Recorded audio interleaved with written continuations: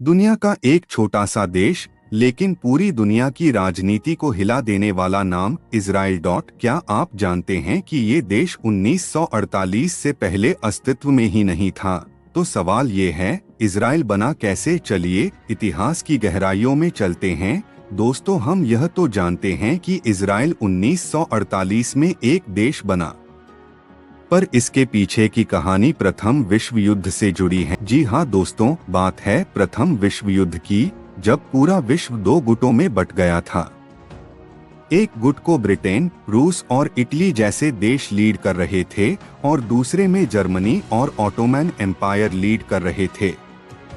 दोस्तों, यहाँ पर ब्रिटेन और रूस ने युद्ध से पहले ही जीतने के बाद कौन सा क्षेत्र किसके हिस्से आएगा, ये तय कर लिया था। दोस्तों, उस समय जर्मनी को हरा पाना आसान नहीं था, लेकिन उसी समय यूरोप में यहूदियों पर अत्याचार बढ़ रहे थे, जिससे भारी संख्या में जर्मनी में बसे यहूदी अपने लिए एक अलग देश की मांग के लिए ज़ायोनिज्म आंदोलन कर रहे थे। ब्रिटेन ने इस आंदोलन में अपनी जीत की संभावनाएं देखीं और 1917 में ब्रिटिश सरकार ने बाल्फोर डिक्लेरेशन जारी किया, जिसमें कहा गया कि युद्ध जीतने पर वह यहूदियों के रहने के लिए एक अलग जगह देगा। ब्रिटेन के इतना कहते ही पूरे विश्व से यहूदी लोग भारी संख्या में फिलिस्तीन पहुंचने लगे थे। प्रथम विश्व युद्ध के बाद ऑटोमन साम्राज्य टूट गया और जीतने पर ब्रिटेन को फिलिस्तीन क्षेत्र का नियंत्रण मिल गया था। अपने वादे के अनुसार उस समय ब्रिटेन ने फिलिस्तीन में से कुछ जगह यहूदियों को दे दी। उसके बाद दूसरे विश्व युद्ध में जर्मनी ने यहूदियों को अपनी हार का जिम्मेदार माना और 60 लाख यहूदियों की हत्या कर दी थी, जिसे हम होलोकॉस्ट कहते हैं। इस भयानक घटना ने दुनिया को हिला दिया। अब पूरी दुनिया को यहूदियों की स्थिति समझ आने लगी कि उन्हें वाकई एक सुरक्षित देश चाहिए।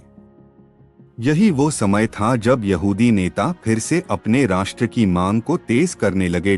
संयुक्त राष्ट्र ने 1947 में एक योजना बनाई, फिलिस्तीन को दो हिस्सों में बांटने की योजना।